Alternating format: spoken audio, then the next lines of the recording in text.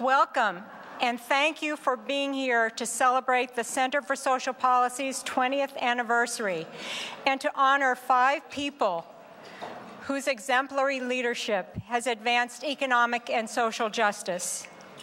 My name is Donna Haig Friedman. I have had the honor since 1998 of directing the Center for Social Policy and working with so many of you to carry out its Reshaping Poverty Policy agenda. I want to begin by recognizing those who contributed to the Center's achievements over the past 20 years. We have the founding directors of the Center here in the room with us. Mary Grant, who is now the president of the Mass College of Liberal Arts, and Murray Frank are the founding directors. Would you please stand and enable us to give you a big round of applause?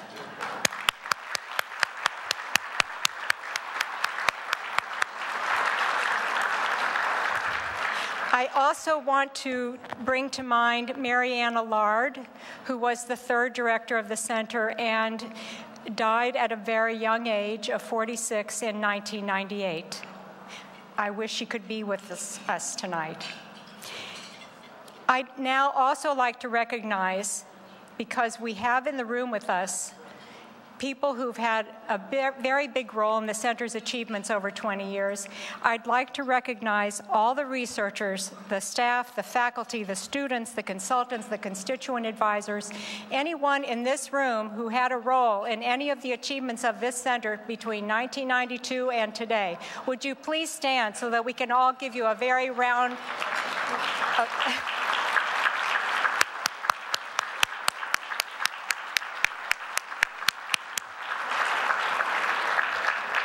It is your work that we're celebrating tonight.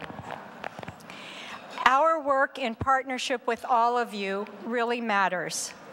In our country, we have in place a lottery approach to opportunity. Some win and very many lose. 16.2 million children in the U.S. cannot count on enough healthy food to eat each day. In our state, 3,800 families are living in shelters, hotels, or motels without their own housing. And thousands of others are living in unstable housing circumstances. These realities have well-documented devastating consequences on the well-being of our children and our communities. The material side of hardship is not the whole story. Many of our poverty policies stigmatize.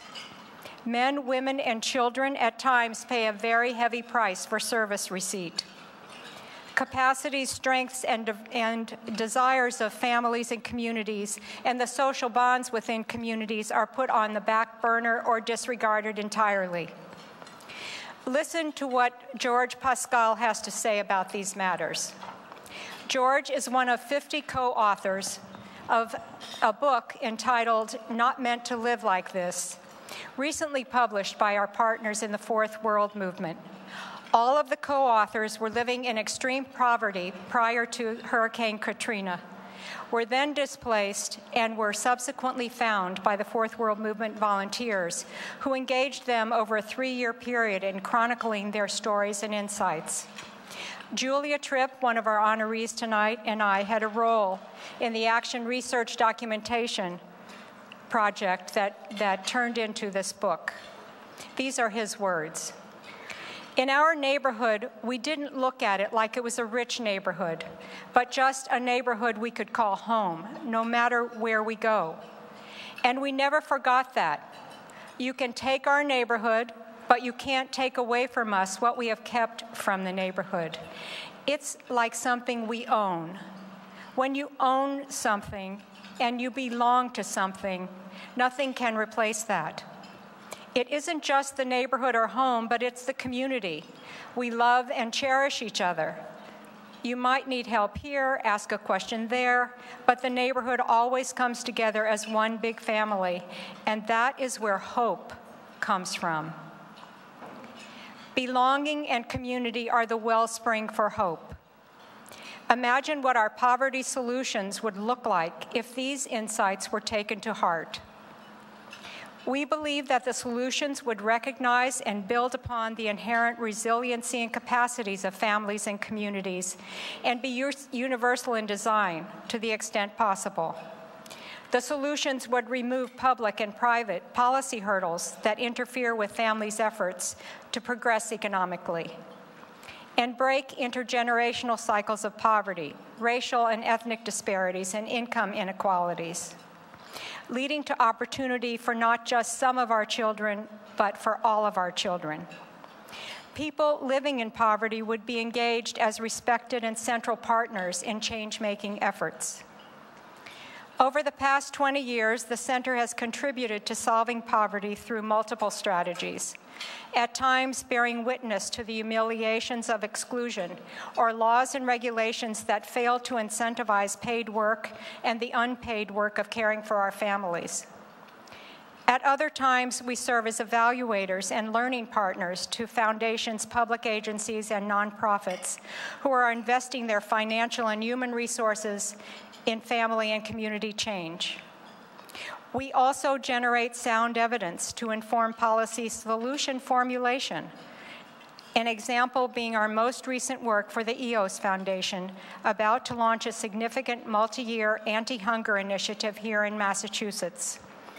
We conducted this research with our close partners, the Mass Budget and the Mass Law Reform Institute. How we generate knowledge matters to us. We have worked over many years, as you will hear tonight, to realize our aspirations of generating knowledge from the ground up, drawing wisdom from all corners, including most especially those deeply affected by human service practices, and planning regulatory and resource allocation decisions aimed at poverty alleviation. Tonight, we celebrate our past achievements, and we draw upon the energy in this room and the inspiration of those we are honoring to propel ourselves into the next stage of the Center's evolution. We have two very big priorities for the future, which resources generated as part of this anniversary celebration will advance. We see these initiatives as ways to increase the Center's impacts, crossing boundaries, and building bridges in ways that contribute to the creation of the kind of world we want to live in, one which George Pascal's words so powerfully described. First, we will deepen our commitment to supporting and mentoring UMass Boston graduate and undergraduate students, the next generation of social policy researchers. We will do this through establishment. I am pleased to say we have the funding to establish the Elaine Werby Public Service Student Internship Program, which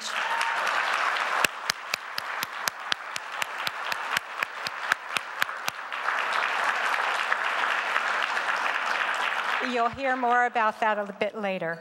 Second, we will move forward on design and development of a Merging Knowledge Initiative in partnership with our friends from the International Fourth World Movement.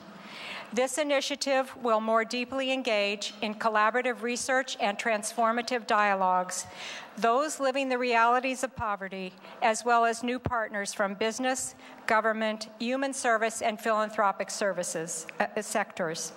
Such a cross-sector team of the College of Management's Emerging Leaders program are currently participating with us in this model development phase.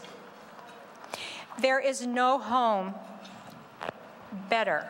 There is not a better place than for carrying out the Center's mission than here at UMass Boston.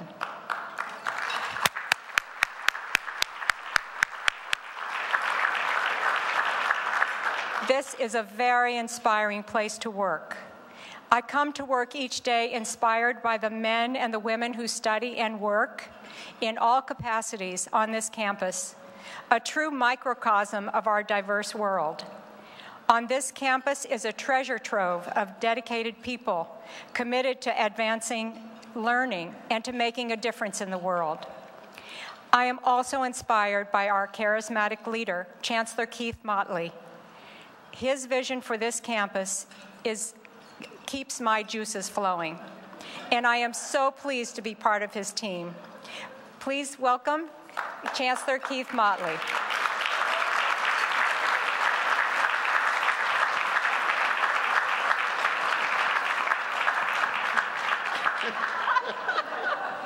He doesn't need the soapbox. Stand up on this so I can get my hug. Come on.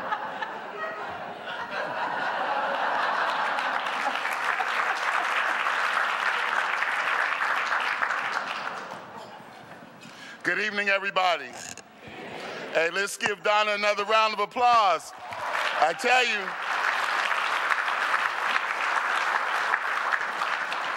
she is an unbelievable colleague, someone for the last 10 years who has been here at this university, has had my back, has told me when she thought I was right, but most importantly, told me when she thought I was wrong, but also helped me do something about it, and I'm so grateful for that. Give her another round of applause. Good evening. It is so great to see all of you here. We are so excited about your presence. We look forward to tonight. Welcome to Boston's great public university, the University of Massachusetts, Boston. I am so honored, yes. Tonight we celebrate, so I want you to be in a celebratory mood tonight. Tonight we celebrate the 20th anniversary of the Center of Social Policy at the McCormick Graduate School of Policy and Global Studies. That's a mouthful. And we proudly salute a distinguished group of leaders in economic and social justice. You're going to see an array of wonderful talent come before you tonight, and we're going to honor them. And so I want you to get into that celebratory mode. But let me start by acknowledging some people first. We have a lot of state officials here tonight. We have State Auditor Suzanne Bump, who's here, State Commissioner of the... We have State Commissioner of the Department of Translational Assistance, Dan Curley, here. And we have our very own Chair of the Massachusetts Gaming Commission and founding Dean of our McCormick Graduate School of Policy and Global Studies, Stephen Crosby, here tonight. Steve, where you at? I know you've been trying to stay a little incognito lately, but stand up so we can see you and give you that round of applause, man. Welcome. Welcome home. We're also joined by the former mayor, and I still call him Mayor Fall River, Carlton Viveros. Where's Carlton at? He's down here. I'm also pleased to recognize my colleague in higher education and someone who I stand back to back with in this journey to let people know about the great public institutions in the state of Massachusetts. Our president, the president of the Massachusetts College of Liberal Arts, Mary Grant. She was mentioned earlier. Someone who's also dear to our hearts and a past chair of the University of Massachusetts Board of Trustees, comes up from the South Coast anytime we need him. Bob Karam, thank you for being here tonight, Bob. And all of you who are members of our Board of Visitors and our Alumni Association Board of Directors, so many of you, thank you for tonight. And thank you to our faculty and all that are here tonight for coming. We're so grateful. Let me also begin by saying that we're joined by someone who is a philanthropist and a leader in this community, and I'm so grateful to serve in many capacities with him. You're going to be hearing from one of his family members later, but I'd also like to say Jack Connors and his beautiful wife, thank you for being here tonight, Jack. And before I get too far along, I need to say that Yubi Jones, where are you?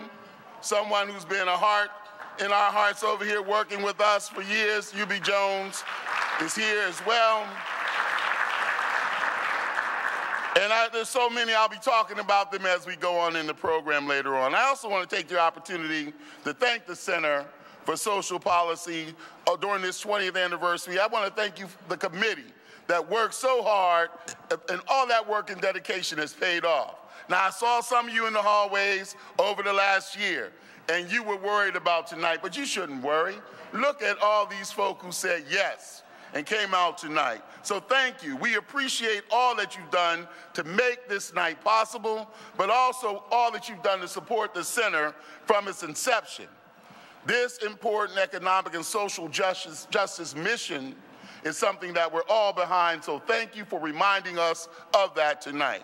Since its founding, this university, the University of Massachusetts Boston, has chosen to actively engage with and serve our community.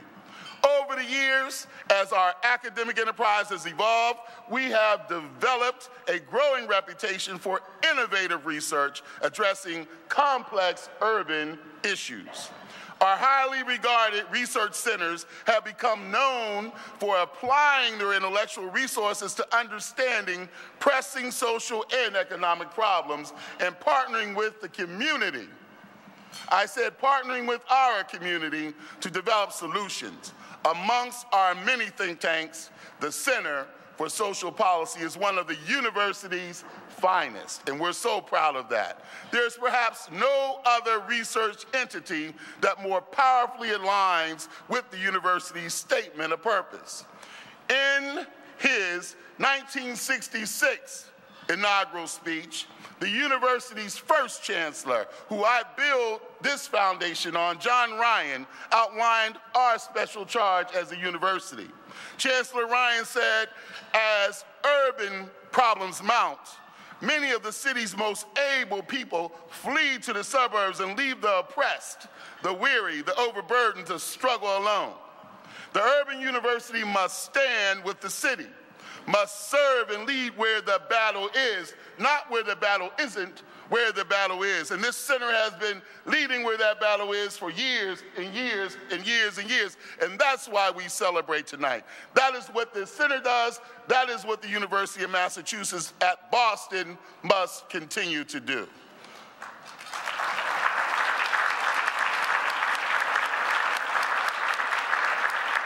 For the past 20 years, through its singular focus on the structural causes of poverty, this is exactly what the Center for Social Policy has done. Stand with the city's most vulnerable, give voice to their challenges, and take a leading role in working with them to shape a better future.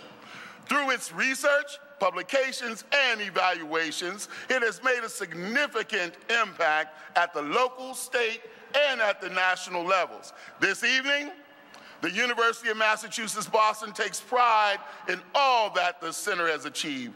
Those who have made this possible and the countless, countless, countless lives that have been transformed through this work. I would like to take this opportunity again. I've said your name a million times. You're going to hear it all night. I love names like this. Donna Haig Freeman, you know. I like that. That's why I had to put that J on Keith Motley. It was just Keith Motley, but I had to put the J there. J. Keith Motley. Donna Haig Freeman. I love that. I want to thank her for the tremendous leadership and the vision she has brought to the center.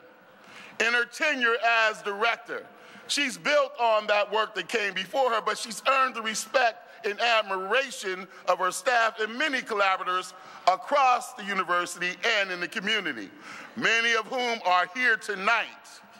She is one of those rare individuals who combines the adept skills of an administrator, the passion of a social change agent, and a commitment to excellence in teaching and in learning. Donna, thank you for all that you've done for the Center for Social Policy and this university. We acknowledge you tonight. We thank you tonight. We're grateful tonight. Given its reputation for partnering with a wide cross-section of stakeholders, it is fitting that the Center for Social Policy has chosen to celebrate its 20th anniversary by honoring leaders who share their commitment and the commitment of the University of Massachusetts Boston to ending economic disparity. I would like to congratulate this evening's distinguished honorees. Congressman Barney Frank.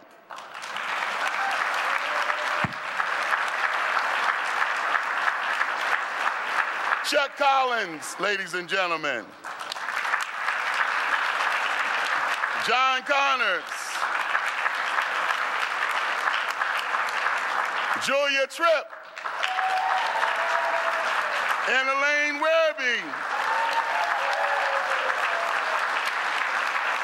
From the inner city neighborhoods of Boston to the world of social media, in the halls of Congress, each of you have stood up for families living in poverty and used your considerable talents to make an impact in their lives. For all that you have done and will continue to do, this university is especially proud to honor you. Thank you again, everyone, for coming this evening. Thank you for your support. Let's continue to celebrate, and I'm so grateful to be in your presence. Let's move on with the program.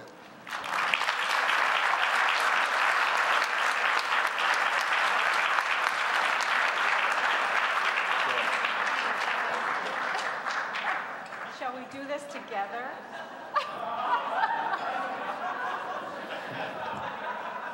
Thank you. Okay, well, I do want to invite you to eat your salads. As I want to take this opportunity to identify several other important people who are in this room. All of you are important. I'm naming a few others. Andrea Silbert, the president of the EOS Foundation, is here with the table. The EOS Foundation has been a visionary sponsor to this event.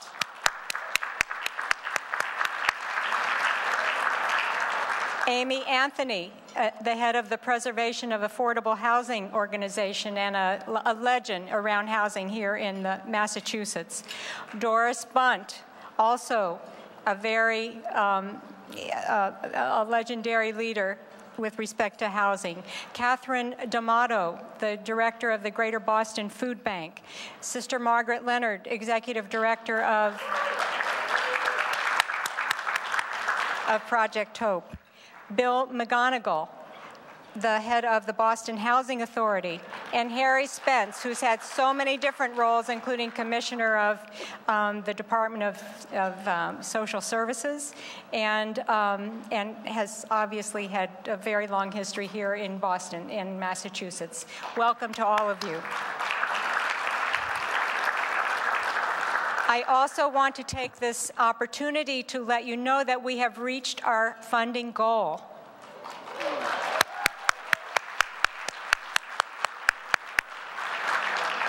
Our goal for this, associated with this event, was $150,000, and we have reached that goal due to the generosity of so many people in this room and others who were unable to be with us.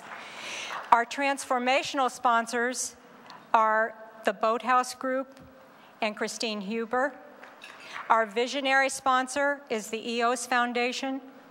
Our leadership sponsor is Jane Saltonstall.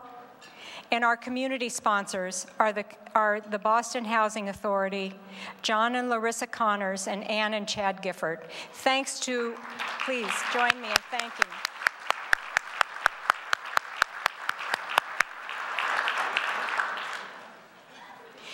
With $50,000 of the money that we have raised, we will be establishing the Elaine Werby Public Service Student Internship Program.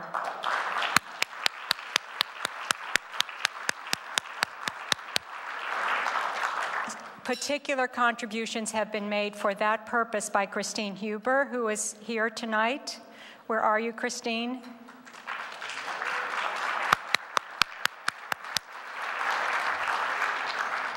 And Jane Saltonstall.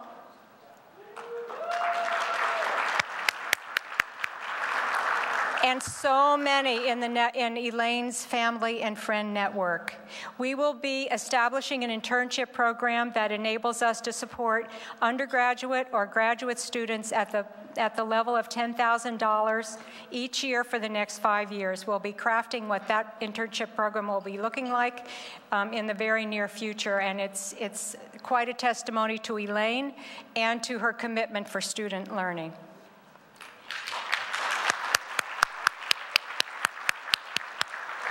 And now I would like to introduce the co-chairs of our working committee for this event. Jim Canavan, who was actually one of the first alums in our master's program in public affairs, and a good friend of the center's for many, many years, as well as Maureen Pompeo. So please come to the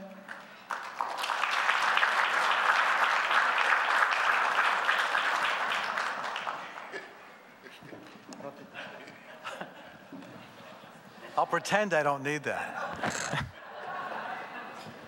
Thank you, Donna. Thank you, Chancellor. It's great to be here. I had the pleasure of co-chairing the host committee, and I guess they asked me to deliver the thank you because I did the least amount of work on the committee. As Donna mentioned, my history goes back with the MCA. This is my alma mater. It's great to be back at UMass Boston.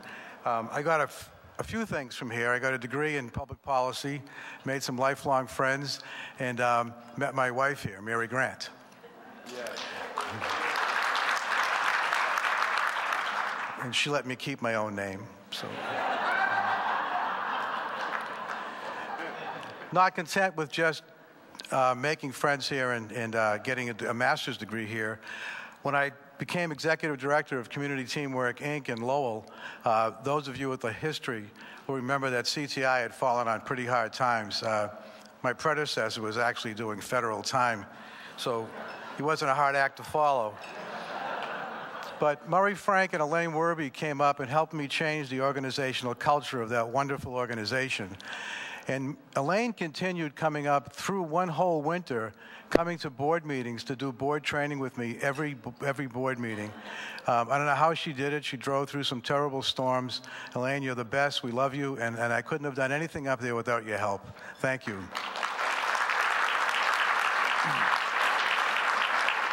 And I just want to thank the affordable housing community who are here tonight.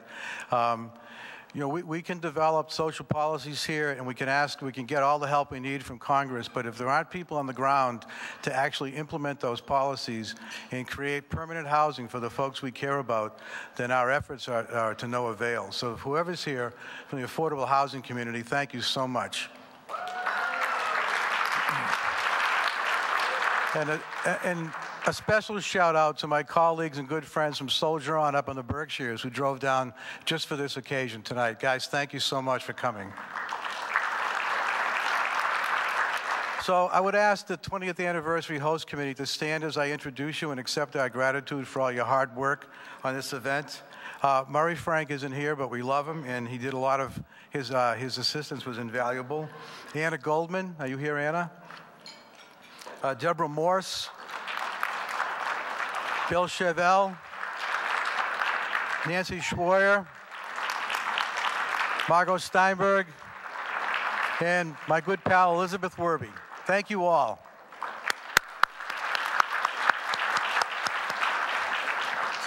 Do you introduce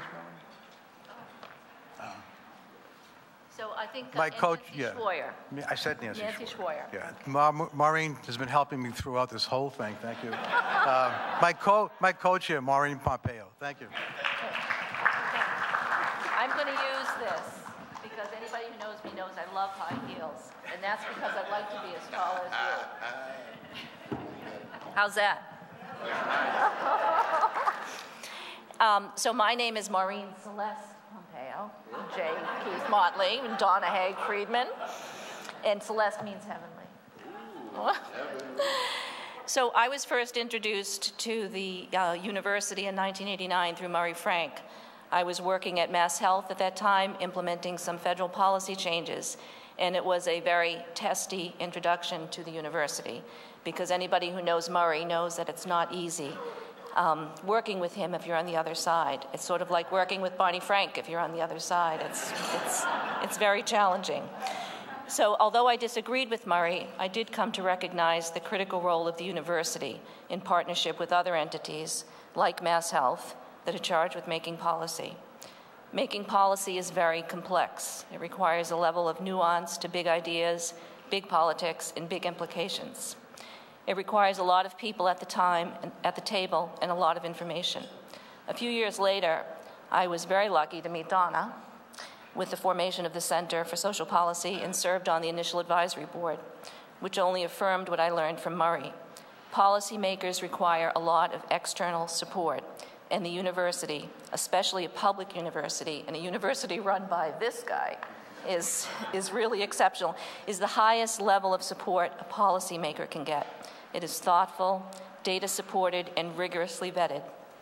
Currently, I am the chair of another organization, Project Hope. You all applauded for Sister Margaret Leonard. Should we make her stand?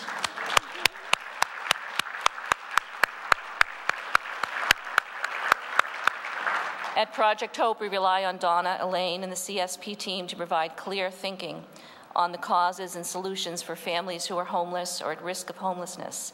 CSP and the work they do helps us on the street as well as in the governor's office. And for that reason, I remain grateful for what the university has supported these last 20 years, and I want to thank all of you for providing the financial support tonight to keep it going. Support I hope you will continue by paying attention to the work that CSP does, work that informs our opinions, tests our assumptions, and helps us all deepen our understanding of the social challenges around us. So thank you very much. I do want to point out on each table, there are these absolutely gorgeous handmade dolls that are serving as centerpieces. They were made by a student here, Marianne Broxton. Marianne, will you stand up?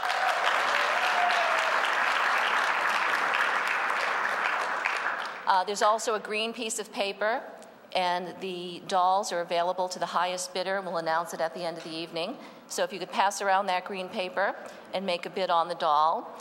And if you don't win, I'm sure you can see Marianne about purchasing one on your own. Is that true, Marianne? Her cards are on the table. Thank you very much. Okay, there's one more thing I want to say before dinner will begin. I want you to know that we chose October 17th as intentionally.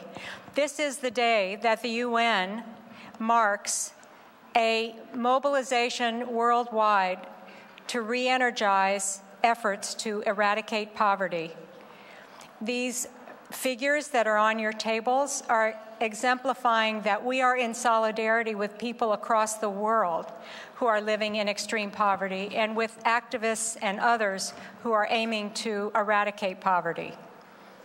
I am reading to you now a letter from the UN International Committee for October 17th that they have directed to us.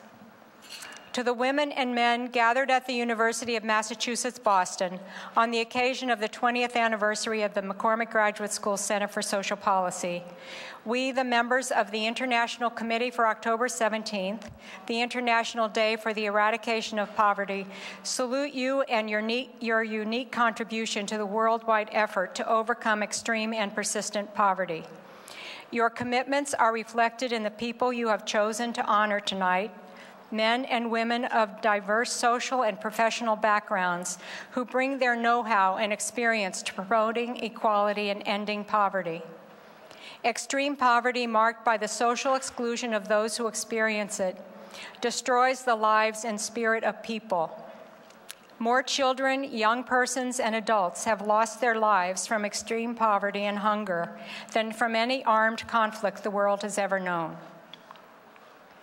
Over a period of 3 years, the international movement ATD Fourth World conducted an action research project, Extreme Poverty is Violence, Breaking the Silence, Searching for Peace, on the connections between extreme poverty, violence, and peace, involving more than 1,000 people from all over the world, including Julia Tripp and me. During this research, to understand the forms of violence experienced by people in poverty, a mother from Haiti summed it up for many with these words: when you get up in the morning and don't know where to go, with nothing to feed your children, that is violence. When you have to fight others to defend the little you own, that is violence. Co-researchers, people with an experience of poverty in 25 countries, cited the many policy decisions that adversely affected their lives and seemed to consider them as persons not worthy of basic human rights. Decision makers and the authorities don't seem to care about the negative impact of their actions. Who are the people displaced by the highway construction? Whose children are placed in foster care without their parents being able to communicate with them? What does a country's claim to reaching the Millennium Development Goals in education mean when so many children aged 10 and older can neither read nor write? The powerful outcome of this action research project prompted the United Nations to focus the 2012 commemoration of the International Day for the Eradication of Poverty on the theme, Ending the Violence of Extreme Poverty, Promoting Empowerment and Building Peace. The Center for Social Policy can be justly proud of the contribution of its staff and its constituent advisors group to the outcome of this action research project. The constituent advisors pointed out that keeping silent about the many forms of violence they have experienced is only doing further violence to themselves. Breaking the silence is not setting people against each other.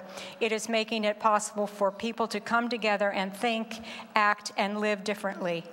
That is what will bring peace. We applaud your audacity and innovative spirit in creating possibilities for people with the lived experience of poverty to have a greater role in informing and guiding research.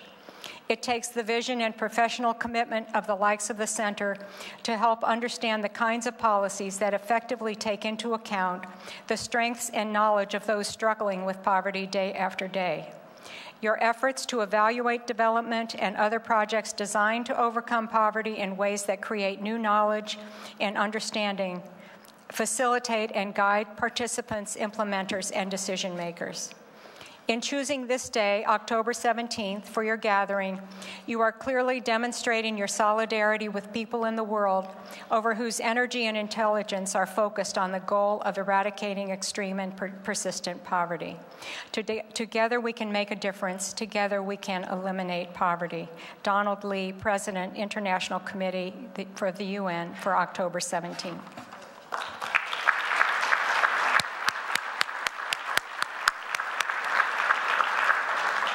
Now I would like to invite you to enjoy your dinner, and we will come back shortly.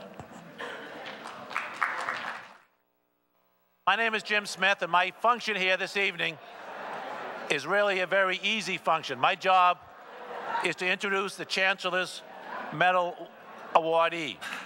Very few people on this planet are known by just their first name. Barney is one of those. An extraordinary and historic congressional figure and a very special congressman. Frequently voted by colleagues and Hill staffers as the most intelligent member of Congress, maybe the wittiest, the brainiest, the funniest, and of course my favorite, the member the Republicans least like debating. There are so many Barney quotes, it just defies, I think there's one about every 5 minutes of his career. He once described the Tea Party as a group that could make logic disappear faster than Houdini. The Tea Party-dominated House Republican caucus was described as being in cloud cuckoo land. Now, in a survey of his colleagues, all the folks of the Congress were asked to vote for the most partisan members of Congress, as well as the least partisan, the most bipartisan members of Congress. The most partisan list, you will not be surprised to learn that Barney Frank made that list, one of the 5 most partisan members of Congress. He also made the list of one of the 5 least partisan members of Congress. Classic Barney. Now, Barney's history here in Boston kind of intertwines with the university's history. He arrived in the early mid-60s, as did the university. He came from Bayonne, New Jersey. We were created at UMass Boston in the early 60s. It was a terrific time in Boston, as you can imagine, as it was in the nation in the 60s. Barney played a key role, though, in one of the most historic campaigns in the city. Now, we hear all these campaigns are always right at a crossroads. We're always at a crossroads, every election. When Louise Day Hicks ran against Kevin White, we were at a crossroads. We had an out-and-out segregationist from the Boston School Committee running against sort of the new mayor, the progressive, the pro-development, pro-inclusive mayor. Barney ran that campaign for Kevin White in the final. He played a key role in getting Kevin White elected mayor of Boston. And what we see today in this city has an awful lot to do with that administration, that mayor, and this man. I met Barney then as a member of the I was a member of the charter class here at UMass Boston, something I'm very proud of. And I was writing a senior thesis on Kevin White. And I had the opportunity to interview Barney Frank for that thesis. Now, Barney, this was not going to be any old interview. We weren't going to meet in Barney's office at City Hall. Barney wanted to have the interview at Joe Tecci's restaurant in the North End. I didn't write a word. In fact, I couldn't understand a word he was saying. But I have never forgotten my initial meeting with Barney Frank. Barney joined me in the legislature in 1972 with other colleagues who were here tonight, Max Volterra and Carl Viveros, who are former members of the legislature as well. Barney was bright, he was brash, he was bold, he was creative, controversial, and really achieved so much in that period of 8 years in the legislature. During the fiscal crisis of the mid-'70s, he protected the social fabric of our Commonwealth. He preserved the safety net. It was critical that when cuts made, they weren't made to those who were the least and the poorest among us. Barney played a key role in developing the first minority Senate district in the history of the Commonwealth. 200 years. No African Americans, no Latinos had ever served in the state Senate. That changed in the mid-'70s. He played a key role in altering the Commonwealth's transportation program. It had been strongly highway extensions, highways everywhere, roads and circles and bypasses and 495s and 195s and all those things. Kind of think Houston, if you will. Instead, we have Boston. He focused on transit, on people-friendly, on pedestrian-friendly development. Now, his record in the U.S. Congress is well known to all. Author of Dodd-Frank. We studied in school Glass-Steagall. Our kids and our grandkids will study Dodd-Frank. Certainly the most and the strongest and most effective supporter of affordable housing in the Congress these last 30 or so years.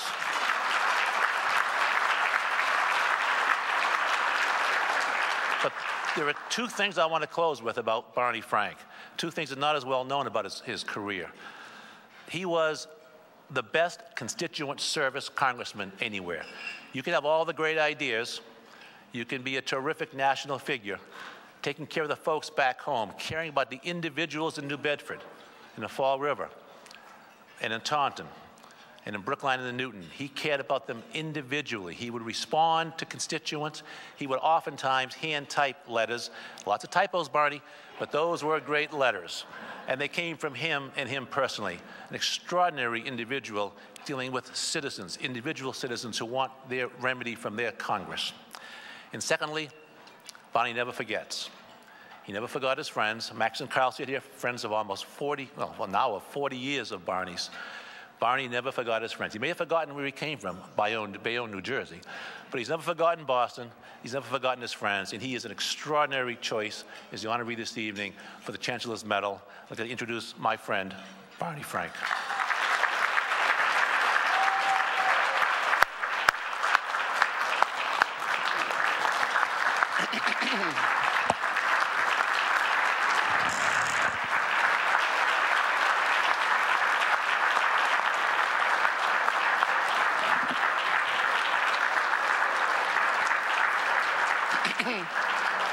And so this is very formal because we have the provost of the university up here. And first of all, thank you, Jim, for your comments. To our most distinguished leader, Congressman Barney Frank, in recognition of your outstanding leadership and public service to the people of the Commonwealth of Massachusetts and our nation, and your contributions to advancing social and economic justice, it is my honor to present to you the University of Massachusetts Boston 2012 Chancellor's Medal for Exemplary Leadership.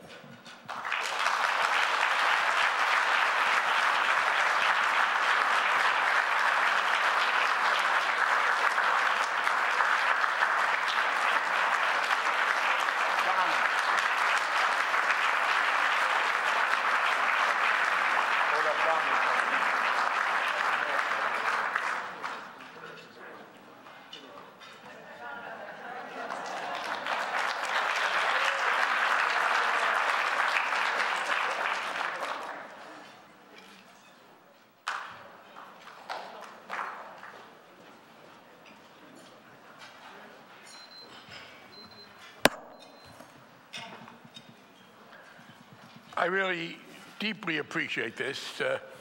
I have received some awards since I announced my retirement. I have found that even impending absence can make the hearts grow fonder. So I am nicer and better loved now than I ever was. But I will remember this. My old friend Jim is right. I do remember my friends. Keep a pretty good list of enemies, too, but I don't want to ruin the evening. I don't want people to forget that. But this means a great deal to me because it is a coming together of some very important threads. I care a lot about making this a fairer society. And I'm very pleased to look and see Jack Connors, one of the business leaders of this Commonwealth and a national business leader and others, because one of the myths that we have to refute is that there is somehow a hostility between the private and public sectors. Of course, we want a private sector that's vigorous and successful to create the goods and services that constitute our wealth. But alongside that and cooperating with it, occasionally in some tension, but generally supportive, is a public sector that does things that the private sector isn't supposed to do. And the leaders, the responsibilities of the private sector don't regard the public sector as the enemy or as a competitor. They understand it is complementary. We got into a terrible financial crisis during the first part of this century because some people forgot that and thought that the private sector could go off on its own without a public sector working with it, making rules within which you could have the private sector activity conducted. So I care a lot about that. I particularly care about trying to make this a less unequal society. I say less unequal. Our goal is inequality. A capitalist system requires inequality. People need to be rewarded differentially depending on how hard they work, how well they guess what the consumers want, how creative and inventive they are. The point is not that we are going to get rid of inequality, but there is a level at which too much inequality is neither economically nor socially justifiable. And in fact, too much inequality can bring a society down. Because in our society, just in straight economic terms, consumption is the largest part of our economic product. And if the average citizen has no money to spend, that hurts. I was asked by some of my financial industry friends over the years, why can't we get people to save more? How can we encourage them to save more? The answer is pay them more, because how can you save when the end of the month comes and you haven't got any money? Not saving is rarely fully voluntary. What we have to show is that diminishing inequality is wholly consistent, and in fact may even be supportive of increasing the overall amount in the society. Now, one way we do that is education. When we talk about diminishing inequality over the long term, the clearest way to do that is by educating people, so that people who are born into difficult circumstances can ultimately get the kind of education they need, particularly now. 50 years ago, if you were willing to work, you had your physical health, particularly if you were a man, you can go to work in the steel industry, the auto industry, the rubber industry, and make a good living. Not so much for women, and we have had to come a long way about that. You know, one of the things people finally realize is one of the problems with our pattern of funding education is that for many, many years in this society, until about 30 years ago, we benefited enormously in funding education from sex discrimination. That is, if you were a woman and you were interested in chemistry or physics or biology, and you graduated with a degree in one of those fields, you could be either a nurse or a teacher. You couldn't be a chemist in private industry. You couldn't be a physicist. So we got a lot of very good, very smart women scientists cheap because of a shut-off of their opportunities. As we broke down that barrier, yeah, then you got to pay a little bit more to try to make a reasonable level. But education is critical, and public education is therefore very much the case. So coming to a public university, being honored by a public university, since I believe this is an indispensable way that we're going to break down excessive inequality. And it is a shame that as people have come to demonize government and have deprived us of those resources, public education has suffered. That's the community colleges and that's the public universities. I have been especially happy with the working relationship I've had with your fellow institution in Southeastern Mass at Dartmouth. And my former colleagues, Max Volterra and Carl Riveros here, Bob Karam from Southeastern Mass. That university is an extraordinarily important cultural, social, and economic asset for that part of the state. And that's why I have offered, and I was very proud that they accepted my papers. They're going to be at the University of Massachusetts, Dartmouth. If people want to go and read about the financial reform bill, they can go take a trip to Southeastern Massachusetts. Secondly, in addition to being honored to be here with this important institution, I am especially pleased that it's one focused on social policy, on trying to diminish poverty, on trying to provide affordable housing and decent health care. It is a grave mistake for this society to act as if compassion and the reduction of misery and the provision of a social safety net is a problem that somehow we have to diminish.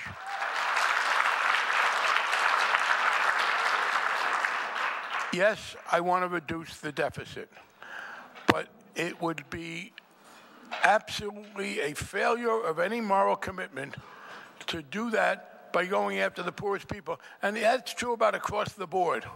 Taking an equal amount from people who are barely surviving and people who've got more money than they know what to do with is hardly fairness. It doesn't make economic sense and it makes no moral sense. So,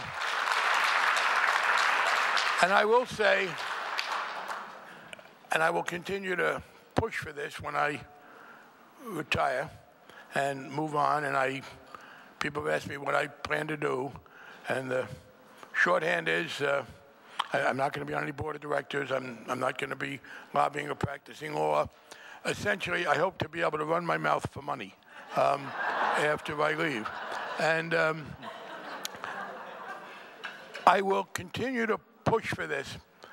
And the biggest single point I want to stress is that 22 years after the collapse of the Soviet Union, even in the face of terrorism, we do not have the threat to our ability to exist as a free society that we faced for 50 years, first from Hitler and then from the communists.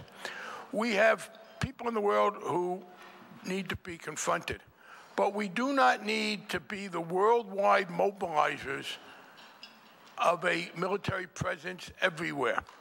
We can substantially reduce it.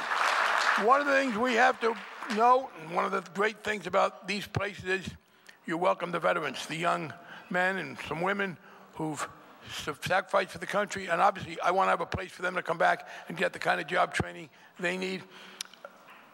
We have a superb military, excellently trained, very well equipped.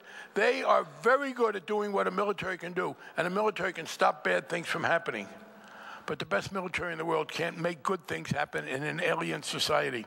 The best trained American soldiers can't go to Iraq or Afghanistan or any other very foreign country, and by foreign I mean a different culture and different languages and different religions, and get them to become a coherent society. We can protect them against external enemies, but we can't make them like each other. Well, except in one sense. There is one thing we can do that unifies them. We can stay there long enough until they get really pissed at us. And I am reminded of what some friends of mine who are police officers have told me, that they very much dislike getting a call to a domestic dispute because they will often arrive and find the two spouses physically fighting with each other. And when they go to restrain the spouse who was the aggressor, much of the time the spouse who had been the victim and called for them joins in attacking them, and that they unite then against the people who come in to help. We can be as strong as we have to be at much less. And that's the issue we now face. To sustain the level of military activity that we have far beyond our needs, and I'm going to get very specific. People say, what about China? China, it is true, is increasing its military, and I have no great affection for the Chinese government. They really It's a great sadness that as they have improved economically, that has not brought with it political liberalization. Some people would hope that it would. And China is trying to increase its military strength. They just launched their first aircraft carrier. It is a retrofitted Ukrainian ship. This is true. They bought a ship from Ukraine and made it into an aircraft carrier, but it isn't fully an aircraft carrier yet. It has one problem. You cannot land a plane on it. So they have a Ukrainian aircraft carrier with model airplanes near a landing strip on the land where they practice landing and taking off as if they were on a ship. Yeah, we should be the strongest nation in the world. People have said, well, isn't that xenophobic? Why, you're a liberal. Why do we have to be the strongest nation in the world? Basically, it's a case of who's eligible. I mean, if you look at the countries big enough to be the strongest in the world, I'm for us. If things were different and Denmark could be the strongest nation in the world, I would not worry at all. I would feel very safe if Denmark were the ones. But they're not in the running. But I really mean this. To tell me, you know, if we hadn't gone to war in Iraq, the deficit would be 10% less than it already is. Well over $1 trillion wasted on that terrible mistake, and lives wasted as well. And Iraq now, not the kind of society that we would like to see or want to take responsibility for. In fact, the nation to which it's a close question now whether Iraq is closer to us or to Iran. And Iran seems to be doing better in terms of that. So I just leave you with that. Please do not buy into the notion that we have to reduce the extent to which, in this very wealthy society, we try to provide some minimum for the takers of this world, because what they are taking is pretty small, and they are taking it only because they haven't got an alternative. And I know very, very few people who are net recipients of this kind of assistance who wouldn't love to be on the other end of that, who wouldn't love to make more money, and who very often try to do that. Well, that is our goal, to increase the number of people who do that. There are a number of things that we have to do. It will not happen without the right kind of education, and it certainly won't happen for the poorest unless we reverse our trends and start treating public education as an opportunity, as a moral duty, as a way in which a great nation says to people who were born into circumstances less than ideal, yeah, we want you to take full advantage of your potential, and you can do that by coming to one of the great public universities. So when one of our great public universities honors me, I am very happy. I'm delighted to be here. Jim Smith, as he said, was in the legislature when I got there. Jim became a great friend and a mentor to me. I was a big liberal representing the Back Bay and Beacon Hill, and I got a lot of support. Jim was also a big liberal. He represented Lynn. It was a little easier to be a big liberal from Commonwealth Avenue than from Lynn. But he understood the importance as a legislator of trying to get people to do the best, as did my friends Max Voltaire and Carlton Favero. So I'm very proud to have served in elected office, to have made these friends, and I'm very proud that I made the efforts that I did to try and make this a less unequal society. So thank you for honoring me with the Chancellor's Medal, and I can promise you that as I move into just pure advocacy, I will be constantly reminding people. It comes down to this. We're talking about tax money and the good tax money does. It troubles me when people act as if anything that reduces government is a good thing. Bill Clinton was a great president in my judgment. The biggest thing he did that troubled me wasn't his private life. It was when he said the era of big government is over. I must have slept through the era of big government. I don't remember when it was. But the notion that less government is always better is a terrible idea. Better government is better. But less government, less financial, less support for this university, make it easier for poor students to come here, more research, better paid faculty. No, let's do more of that, and let's not apologize for it. Thank you.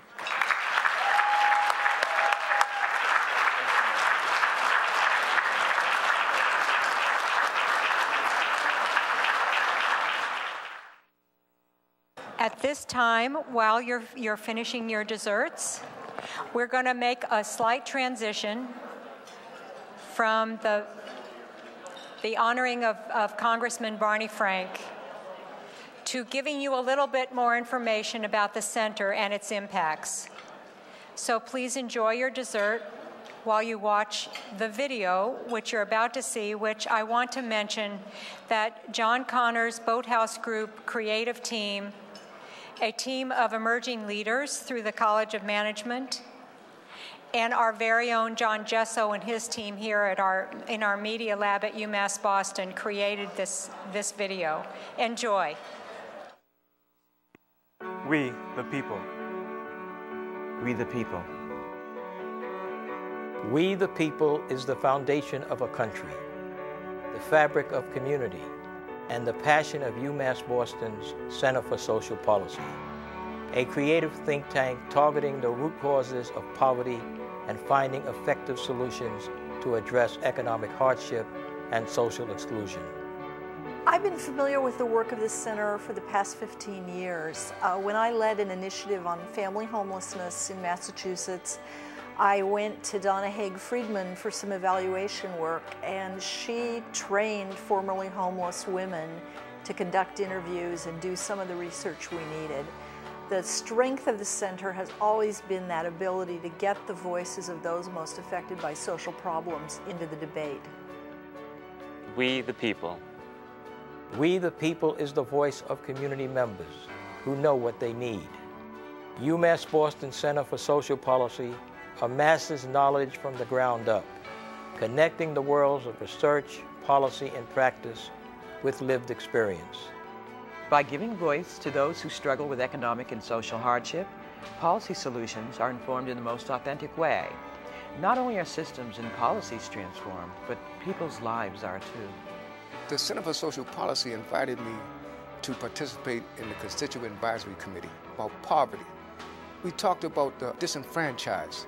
They want to know, what do you really think can be done to help? I've gotten involved, and now I'm the head of the Criminal Justice Committee for the Boston Workers Alliance. They convinced me I was being heard, and 8 years later, I'm still here.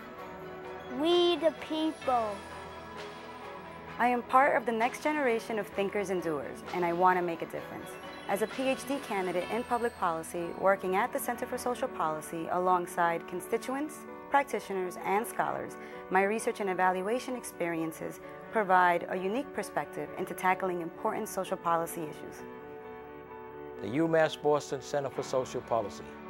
This is local learning to advance policy changes on a national level with global relevance, under the leadership of Donna Haig-Friedman. We generate fresh and bold poverty policy options, grounded in solid evidence, informed by individuals and families living in poverty. We go beyond boundaries and across sectors, informing all we do with perspectives that come from diverse race, class, and life experiences. And where else but here? An urban public research university rooted in the communities where we live, working hand in hand with regional business, nonprofit, and civic organizations to solve economic and social problems together. Together, we focus on education, employment, economic well-being, health and healthcare, housing and homelessness, poverty and inequality. Together, we build partnerships for learning and action. Together, we create stronger solutions, and a future created together is a common commitment. We the people. We are the research and evaluation partner of choice for policymakers and philanthropists concerned with the structural causes of poverty, reshaping poverty policy for and with families and communities, driven by a commitment to create a more perfect union for the people and with the people.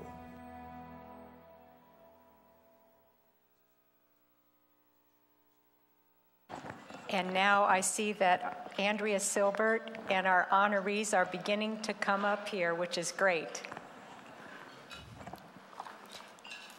I first want to introduce Andrea Silbert. Andrea, I have come to know is the visionary leader of the EOS Foundation, its first president since its founding in 2007. She began her career as a financial analyst with Morgan Stanley and left Wall Street, inspired to alleviate poverty, first in Latin America, in Brazil, Colombia, and Costa Rica, and then here in Boston's Roxbury. In 1995, she co-founded the Center for Women in Enterprise, now one of the largest and thriving nonprofit and entrepreneurial training centers in New England. All of that work was focused on economic empowerment of women. A nationally recognized advocate in the area of economic empowerment, Andrea was selected by Working Woman magazine as one of only 25 leaders in the past 25 years who have given women in the workplace a better shot. The EOS Foundation vision is to break the cycle of poverty by investing in children's future. And with Andrea's visionary leadership, this vision is being realized in the Grove Hall area of Boston through Boston Rising. Andrea will speak now about its forthcoming activities, which the Center for Social Policy has had the great privilege of contributing to. Andrea. Thank you. First, I want to thank you, Donna, and congratulate you, and I want to thank our award recipients.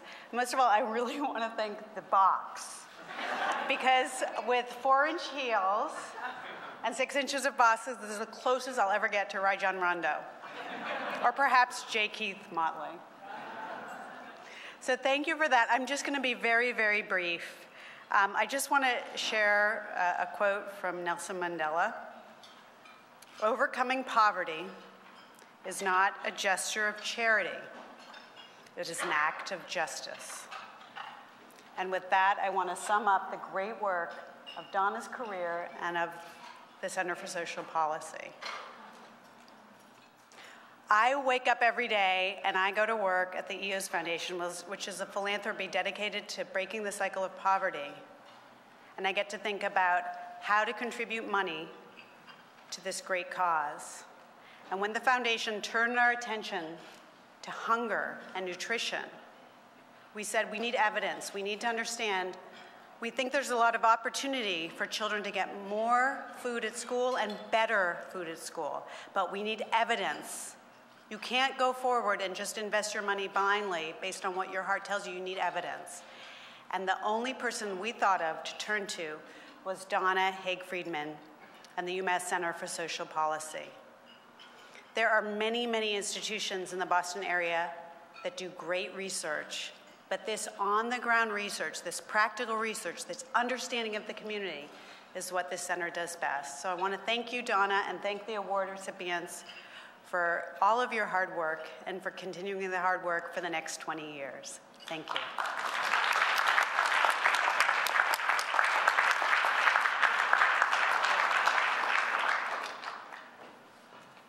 Okay, well, it is my pleasure now to really honor the 4 people who are up here on the stage with me. And let me start, we're doing this alphabetically, by the way. Let me start with Chuck Collins. Chuck is a senior scholar at the Institute for Policy Studies, where he directs its programs on inequality and the common good. He is a prolific writer, co-author with William Gates Sr. as one of his books, titled Wealth and Our Commonwealth. This book made the case for taxing inherited fortunes. He brings considerable insider knowledge to these issues, as he is the great-grandson of Oscar Mayer. At the age of 26, he gave his inheritance to several foundations. He founded United for a Fair Economy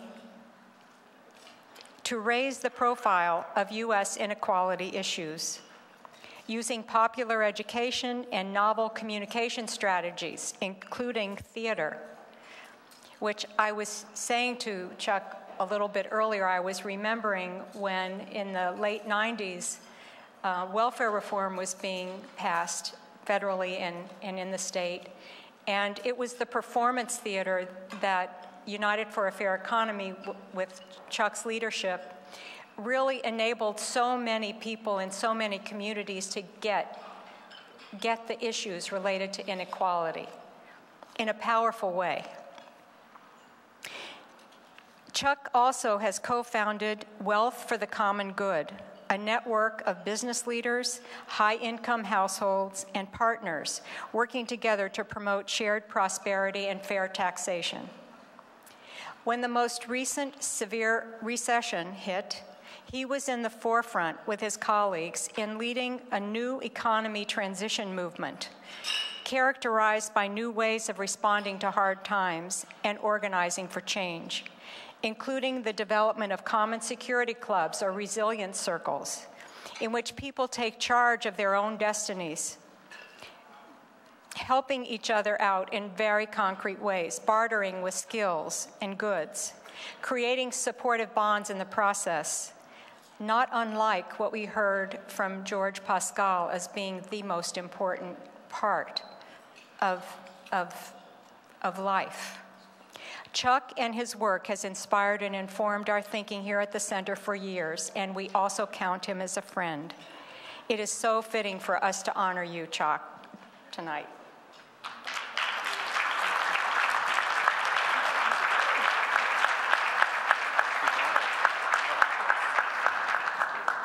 We're going to take a picture, Donna.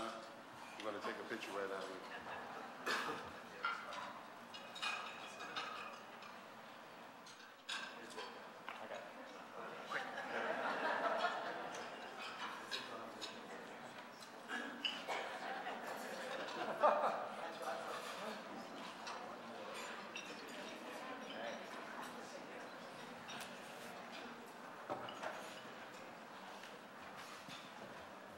Thank you all. Thanks, Donna. When I think of the center, I think of research that is connected, grounded, rooted, and that's what makes it powerful.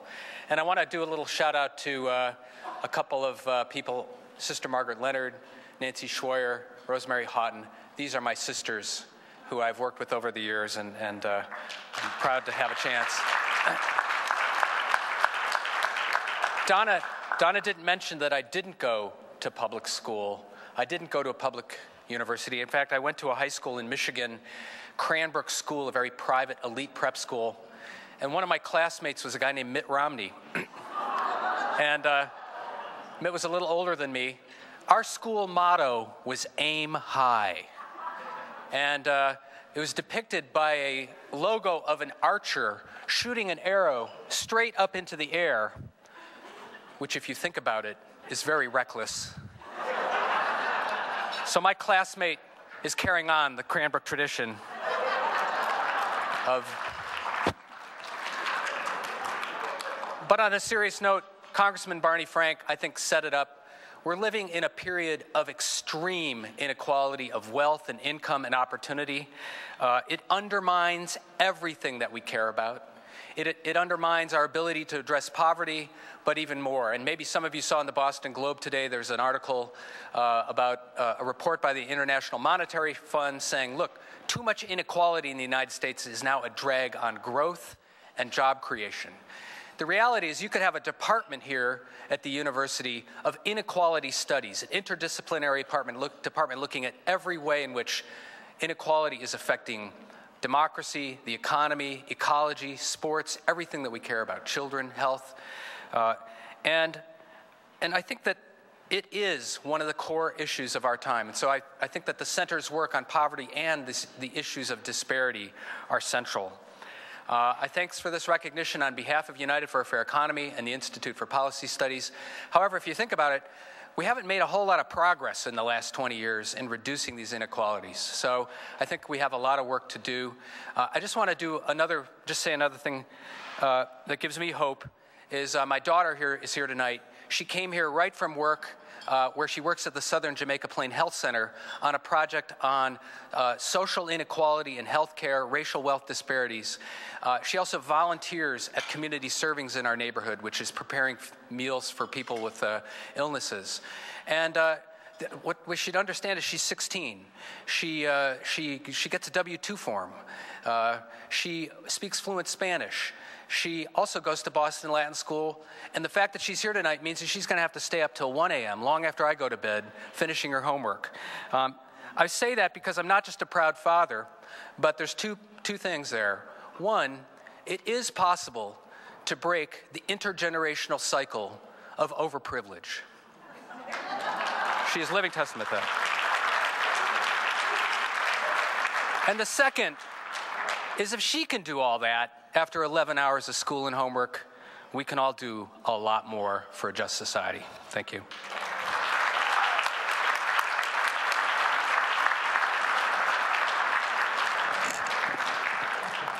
Thank you, Chuck. Our next honoree is John Connors.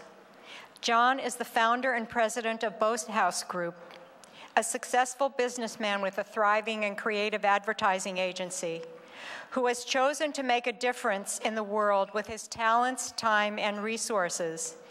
And he also includes his Boathouse Group team in that effort. They're here.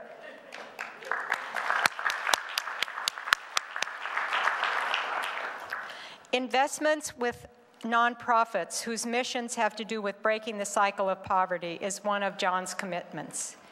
He is active as a board member with the Massachusetts General Hospital Institute, the Belmont Hill School, the Brain Science Foundation, KIPP Massachusetts, Dedham Country Day School, Horizons, and St. Mary's Center for Women and Children. And that's the organization my story about John is going to be woven out of. When John agrees to take part as a board member and says yes to engagement in an effort, he doesn't just mean it with his words. He puts his whole self into it. One example is what happened with him in his engagement at St. Mary's. This is very emblematic of his way of developing solutions to poverty. As a board member for this organization, John came face to face with the realities of family homelessness.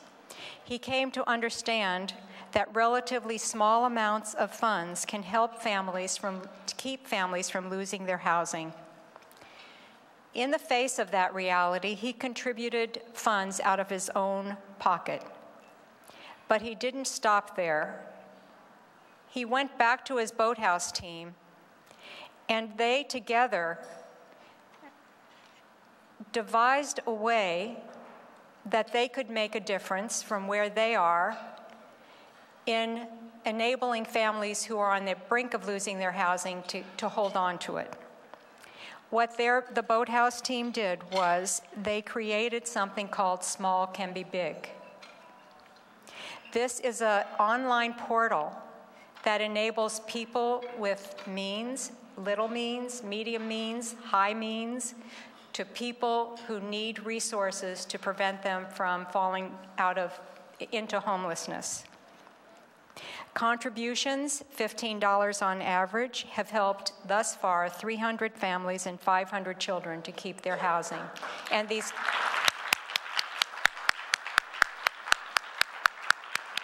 contributions come from all over the country. John has also made a significant impact as an advisor to the center since 2008.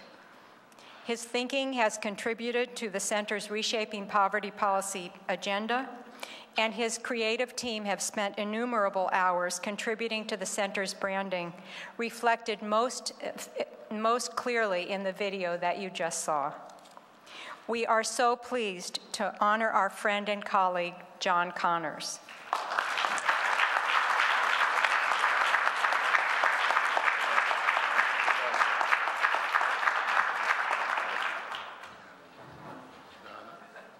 You don't need this.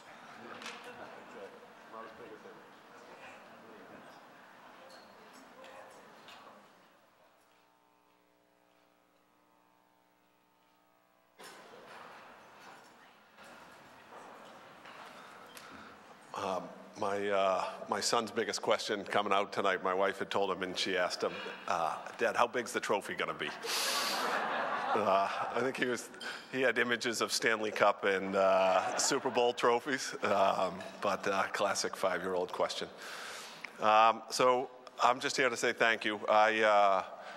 There's a lot of people and a lot of smarts in this room around social justice and inequality, and a lot of people that are a lot smarter than I am. But the piece that I know and that I learned growing up was, if you see somebody who's in need, you help them.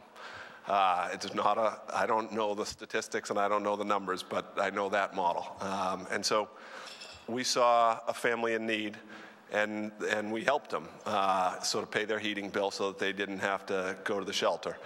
And when we paid that bill, we said, let's do that a lot of times. And so we put that online, and now we help sort of, and it's a magic story because just to give you a sense of the power of social media, when we had an article about Small Can Be Big in the New York Times, that day, they do that giving section once a year.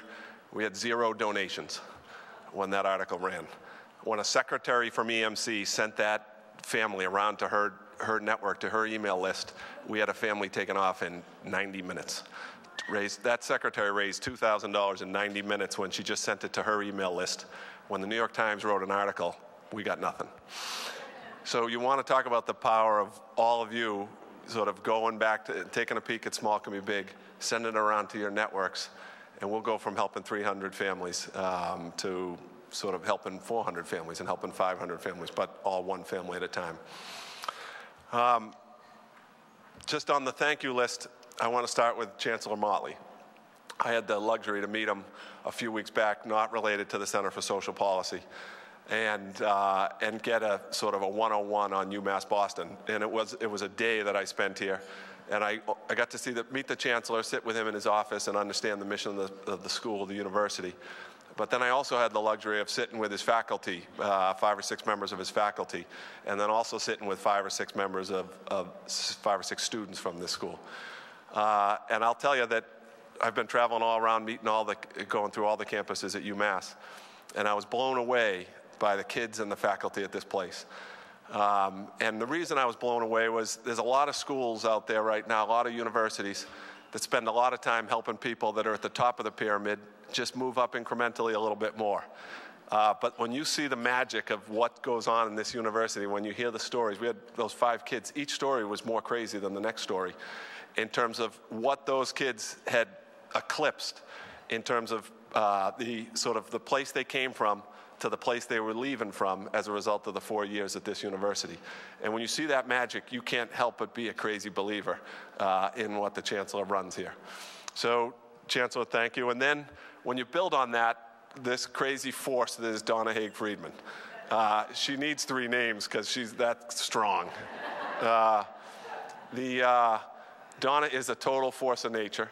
And the magic of Donna, having been on the street sort of delivering services in the old days, is that it is not acceptable to Donna that people think about social policy from an ivory tower.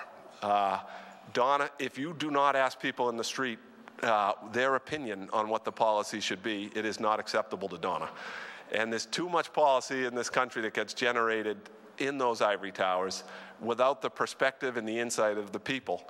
And that's the magic of the Center for Social Policy. And there are a lot of smart places in this state and in this city, but there is no other center, Kennedy School Health, that touches the Center for Social Policy in terms of that perspective from the street. So.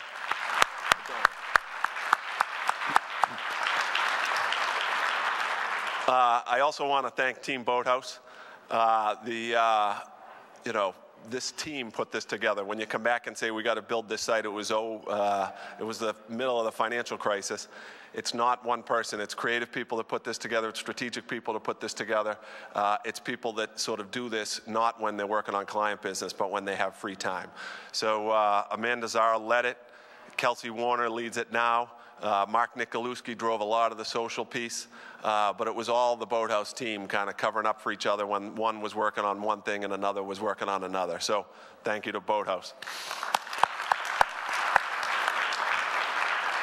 I can't get out without thanking my mom and dad. They've been mentioned a couple times. When your dad's Jack Connors, you get a little air cover every once in a while. But it was them who taught me those lessons about you don't let somebody in need just keep going. You know, and I grew up in the mean streets of Newton, so I don't know hardship the way a lot of the folks that we've helped know hardship. But I do know, and we were taught that we were lucky. And we weren't smarter or better, or, you know, it was that we were lucky, and we had some breaks, and we got some breaks. And so that's what our responsibility to do is to sort of help other people get a break. And lastly, I got to thank my wife.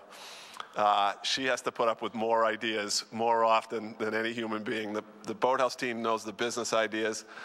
Some people know the family ideas. Other people know the personal ideas. And then I have a lot of crazy ideas about how to help my kids. And she's the filter that kind of guides me through all those craziness and kind of says, that's great, we'll see. You know, we'll see, we'll keep moving. So thank you very much. Thank you to Donna, and thank you, Chancellor Motley.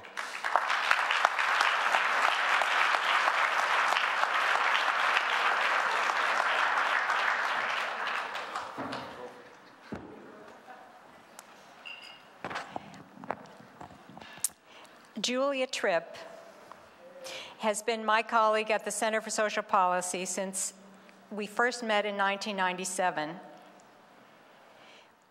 We first met at Homes for Families. The Center for Social Policy was about to embark on an initiative that had to do with developing data systems that would be implemented and put into place in homeless shelters. And our role was to help inform that for the city, for the state, and later we had a role through HUD for informing that implementation. Our very first priority was to sit in a room with people who were homeless and actually touched by these services right then in their lives, and get their advice about how to do this in a way that would be respectful, dignified, and useful. Julia showed up at that first committee meeting. She had a spark in her eye. She was engaged. She grabbed on to the importance of this endeavor. Since 1997, we have been a team. We have a bond. We've been working together to ensure that component of our work at the center, that our research is informed by people who are directly experiencing what it is that we're trying to alleviate. As a result of Julia's leadership, in that particular project, those who experienced homelessness contributed in the end to a creation of white papers and a provision of technical assistance across the country. This was funded by HUD. That has been guidance for communities across the country in engaging people who are directly involved in homeless services in the policies and the planning. That work has legs, and it's all over the country. Julia has been recognized repeatedly for her zeal, her vigor, and intelligence in fighting against the practices and policies that humiliate and harm those whom agencies and programs are designed to serve. She was a Boston Neighborhood Fellow and a Celtics Hero Among Us awardee, and also a hero in the fight against mental illness. She consults for the National Institute for Trauma-Informed Care and the Center for Substance Abuse and Mental Health Services. As our center's constituent coordinator, her inspiring leadership has enabled us to closely engage those living the realities of poverty. She is now co-leading the Merging Knowledge Initiative that I mentioned early on tonight, with our partner, Susie Devens from the Fourth World Movement, who is sitting at the table over here. The transformative nature of Julia's leadership was reflected in the video. I witnessed the power of Julia's ways of seeing and speaking every time we worked together, and have been changed by her courage, her creativity, and her wisdom. I am deeply grateful that Julia accepted the invitation to join in the journey on the first day we met in 1997. The center's work and each of us in the center have been deeply impacted by Julia's touch.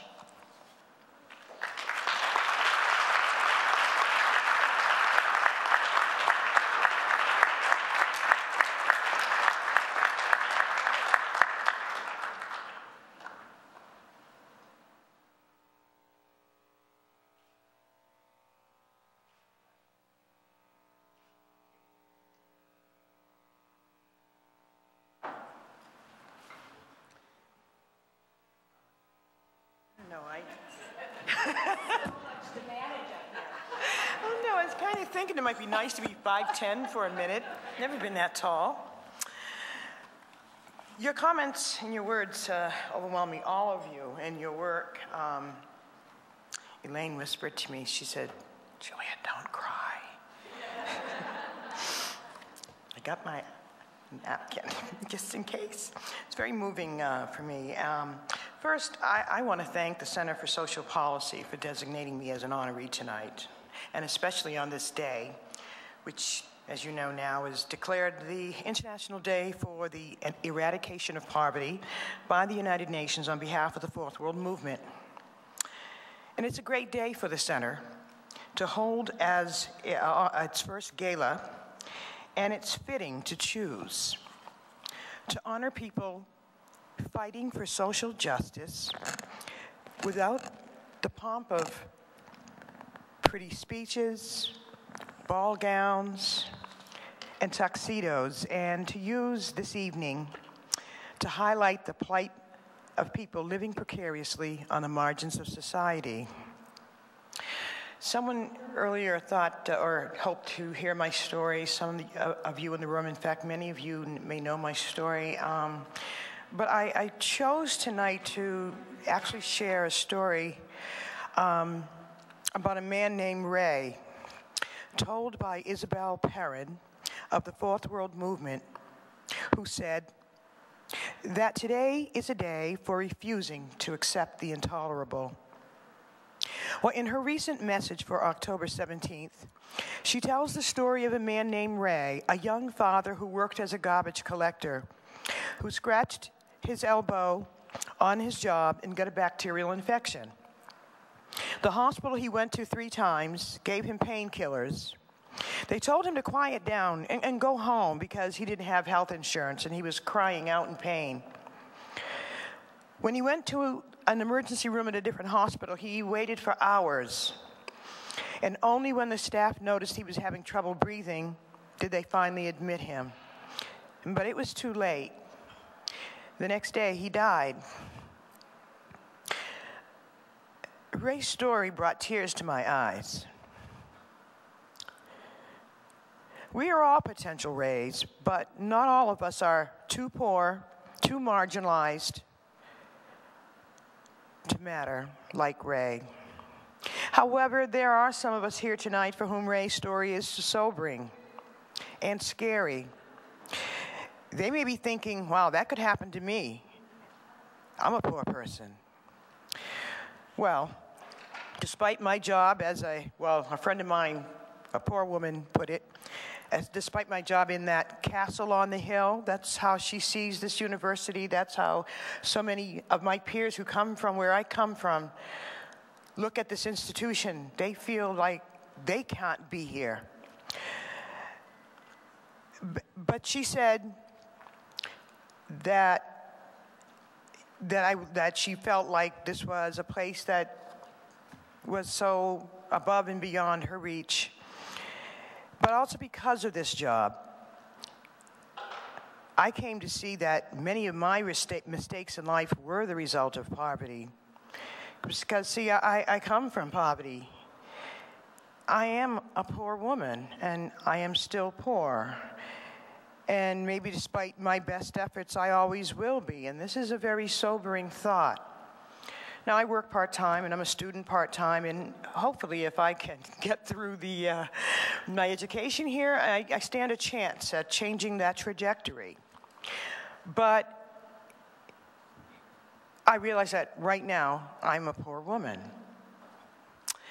Now, typically, poor folks, and myself included, I have been research subjects, and typically, at galas held to benefit us, we are neither visible or present. But tonight, we are visible. We are present.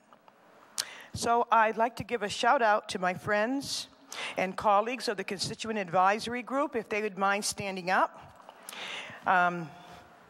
If you don't mind standing up to the CA. We have members over here.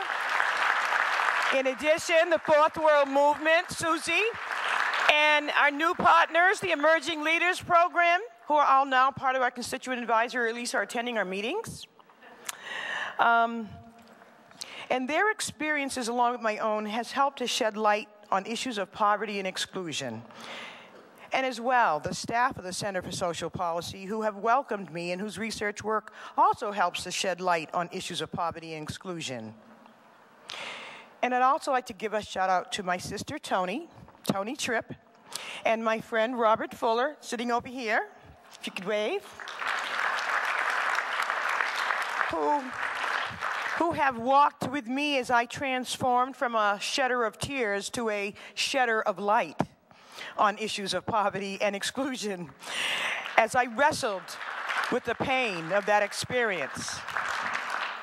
Now, sometimes those that are in positions to help us can only see our histories and our health issues as barriers that create not glass ceilings, but for us, wooden coffins in which our dreams and potentials get buried, keeping us forever voyeurs on life, trapped in systems that contain and control us, not allowing us to shape new paths of our own choosing, thus trapping us and our families in an unyielding and relentless poverty. And I think that so many times when people try to pull themselves up by their bootstraps, systems of care inadvertently cut their laces.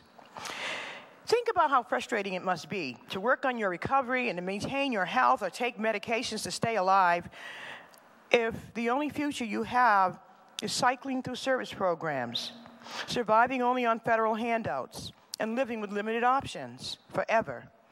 What good is taking all that medication? What point is recovery and staying clean and sober if you can never own a home if you want to, or never complete or fulfill that dream of a higher education, or never experience the thrill of launching a business if you want to never have an exit from the expressway of despair to that superhighway of possibilities?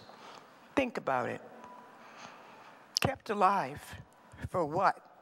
To what end? We want to take our place in society like everybody else. We have paid dearly for lives that we didn't sign up for, but the lives we were handed. And even though we may not have had the pedigrees of privilege, we have something equally valuable: the lived experience of poverty. And with this, we can contribute greatly to the understanding of the genesis of poverty and the solutions. We can bring the data to life. We can interpret data as authentically as any researcher, but with a different lens. And we become transformed by our participation, becoming people who understand our own true value, becoming people that we can be proud to be. It helps us to be able to take the time to think deeply, to examine ideas and attitudes. And here at the Center for Social Policy, we've created this constituent advisory think tank that does just that. And with our new partnership with the Fourth World Movement, it is changing shape yet again, merging our knowledge of the lived experience with the academic community and others from all walks of life. When involved in meaningful work that draws on our lived experience, it is so powerful that it changes the trajectory of our lives. Some people think that it's the job of the church or the jails or corrections, anybody else but you. But I agree with Sister Simone Campbell, who spoke at this year's Democratic National Convention, when she said, "We are all responsible for each other. We are the community that can make that difference." And we here need your help to continue this work. We are not a giving charity. We're not giving people charity. No, this is a smart investment, and we've invested in the constituent advisory to make sure that it lives and that it thrives and that it has the support that it needs.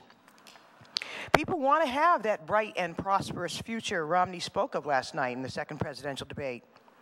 But like President Obama has said, we need a fair shot. Some of us may even need a second chance. Last night, President Obama said, if given the opportunity, people are less likely to, well, let me tell you what we're less likely to do. Given the opportunity, we are more likely to take responsibility and less likely to relapse into addiction. We are more likely to go to school and get or complete that education and less likely to go back to a life of crime.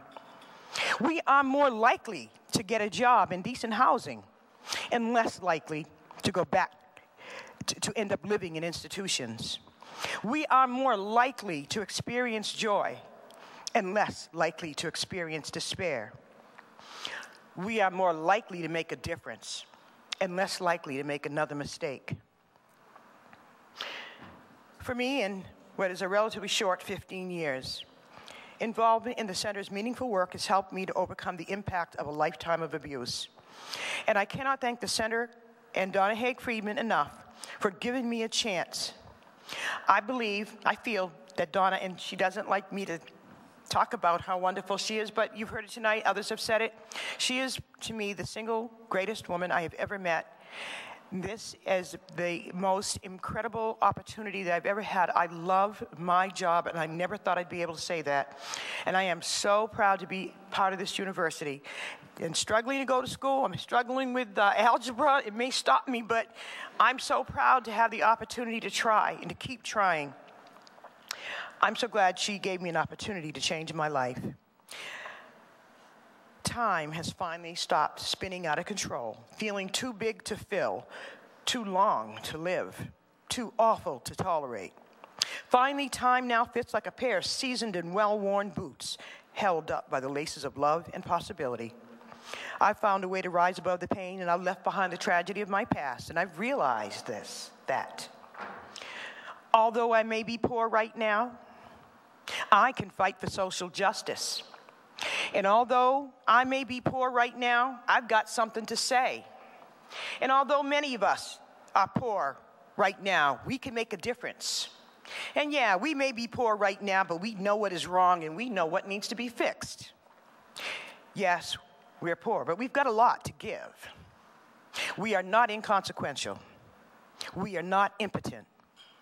We may be poor, but it just may be that it's our poverty that makes us powerful. And even though we may be poor right now, we know we are welcome at the Center for Social Policy, where the inequities that make you, you, and me, and them, that kept us separate in the past can no longer keep us apart. Because here at the Center, when people pull themselves up by the bootstraps, they don't get their laces cut. So if poverty is violence, then breaking the silence with opportunity and voice is peace. And I will continue to fight to overcome poverty, exclusion, and stigma, because it may be one of the best ways to overcome it. Now, over the last 15 years, I've had the pleasure of overseeing the monthly constituent advisory think tank, and it has served as an entry point for people with traumatic histories like mine. And I've marveled at the way it transforms lives by allowing participants to be heard, to contribute to data translation, and to recreate a reality of their own choosing, as it did for me. And now, I am making a personal appeal for your help in facilitating the continuation of this amazing methodology long into the future. And to those of us who said, no, they didn't, we said, yes, we did. And to those who said it wouldn't last, we said, yes, it has. And to those who said, no, they can't continue, we say, with your help, yes, we can. And to you who have come here tonight in support of our first gala, you are the winds beneath the wings of change here at the Center for Social Policy, and thank you from the bottom of my heart. And I am asking you to stay and continue to fight with us as we continue the important transformational work. So, if you can, if you would like to stay and continue working with us, well, you can RSVP right now for 2013. Actually, I don't know what the cycle is, if this is going to be annual, but we're going to be doing other things that will seek to engage your participation, and we hope to see you there. And to Ray, the man who died, Ray, I didn't know you personally, but I am very sorry for what happened to you. Your death was unnecessary. Your death was intolerable. Rest in peace. And thank you, everyone, for coming out tonight.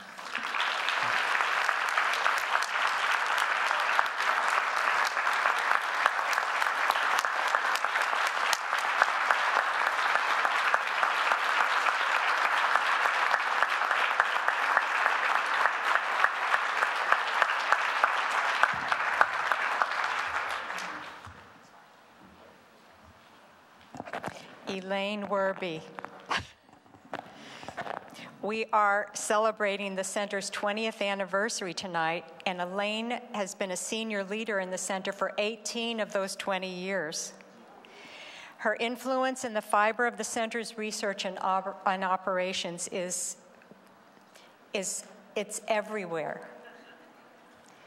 Elaine has a deep history in making a difference in this city and on this campus. Prior to joining the UMB campus, she worked with Boston Housing Authority during many of its hard times. Recently, the BHA asked Elaine to provide a 40-year retrospective of its evolution as she has witnessed it.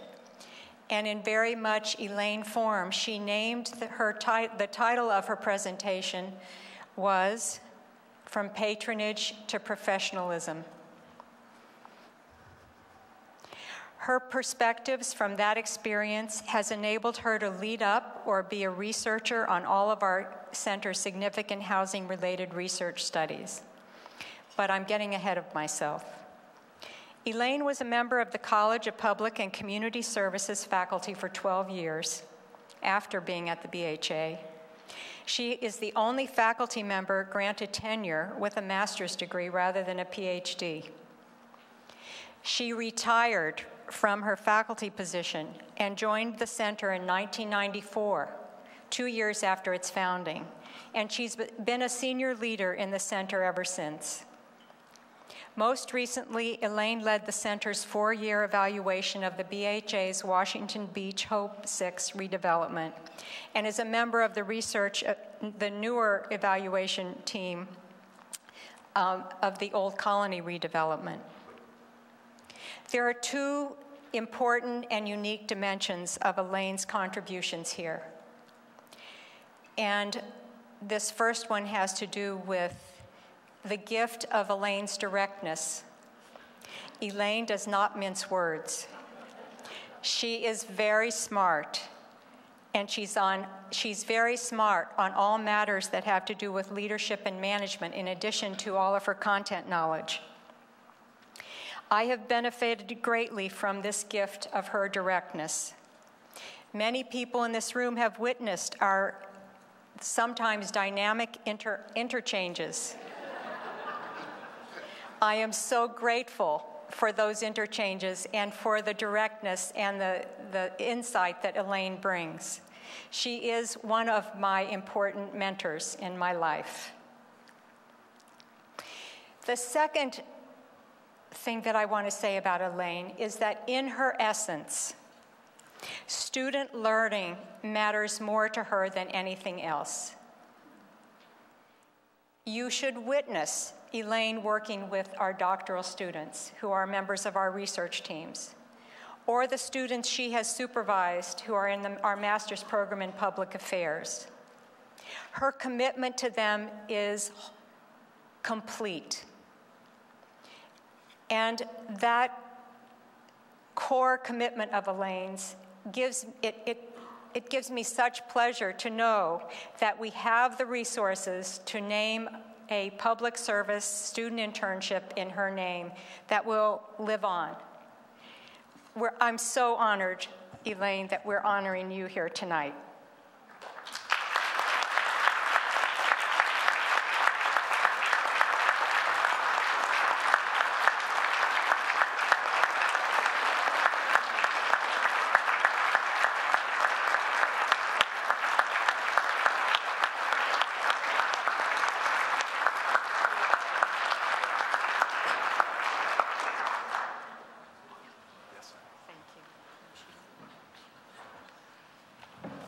Thank you so much, Donna. And I want to tell the Chancellor, my name is Elaine Penn Werby. I got you. Thanks. Over the past 91 years, well, at least since I've been able to talk, I've had the reputation for, as Donna said, telling it like it is. And it's too late for me to change. Not that I want to, I like that. But so here tonight, telling it like it is telling you of a group of people who had a vision and have worked and make that a reality over the past 20 years. It's the vision of professionals, faculty, academics, social activists. Each made a profound contribution in advance the center's social mission. Some have been mentioned here already tonight, but I feel the need to mention them again because it's part of telling the whole story of the center. So I speak of Mary Grant, the first very creative and feisty director of the center. And I speak of Murray Frank, who stepped in as an interim director when Mary went on to take a new position. And I mentioned Marianne Allard, whose brief tenure of being the director was cut short by her untimely death. And then her successor, Donna Haig Friedman, who has led the center for the past 20 years. And you've already heard about Donna, but a thing that strikes me, and sometimes is the base of our interaction, is her indomitable, everlasting belief in the value and goodness of every human being. So, as you can tell, I've been around for a long time.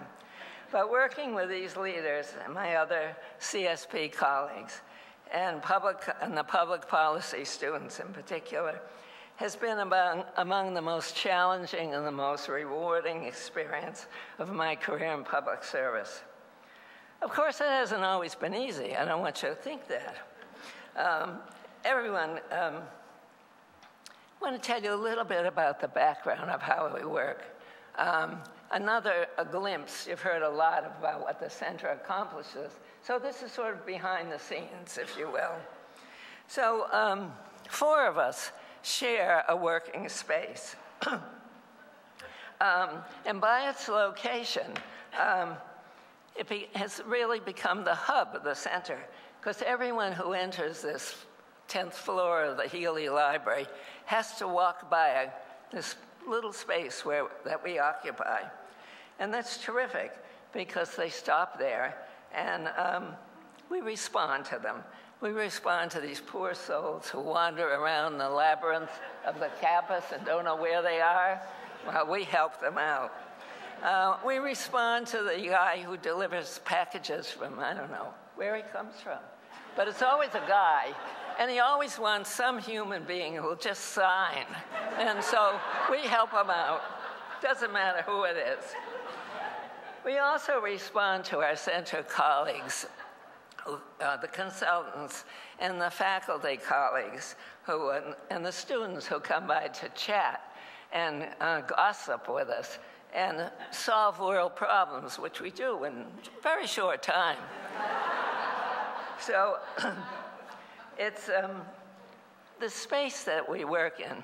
Is Harry Spence still here?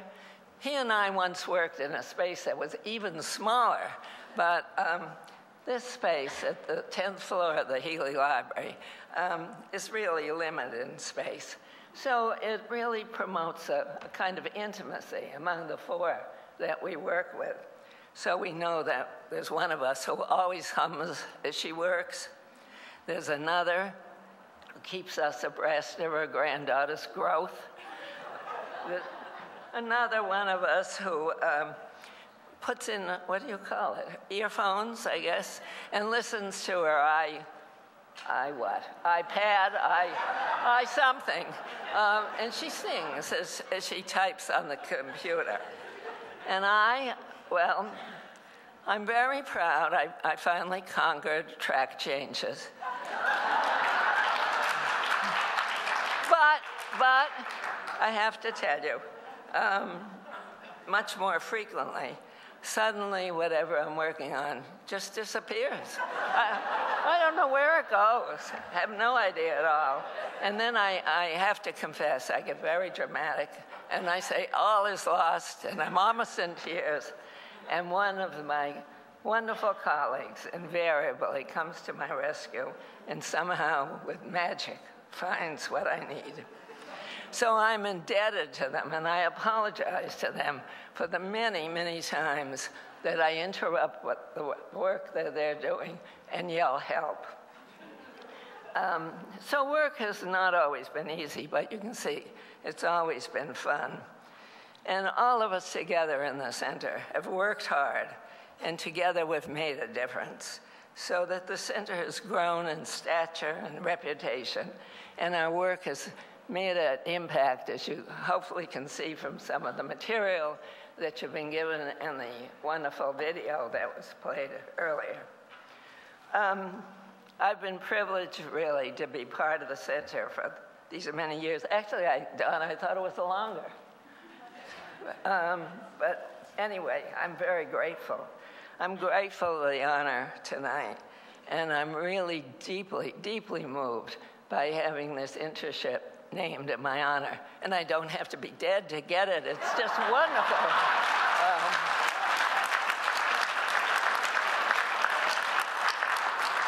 So I really want to thank the center, my colleagues, and all of you here tonight who have helped make all of this possible. Thank you.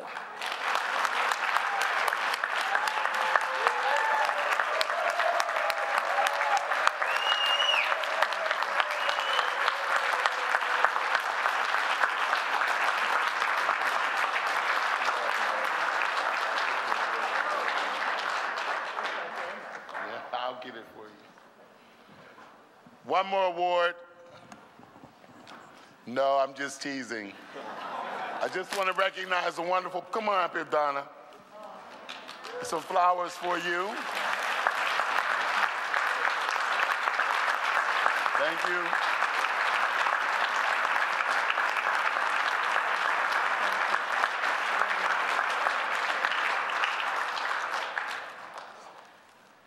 Is it time to close? And I think this is the end of our evening. I think we have somebody who's going to come up and close, right? Is that it? Maureen is going to announce the... She's going to announce the winner. The silent auction. And then we're out of here, so thank you, everybody. But please give a round of applause to all of our honorees. Yeah.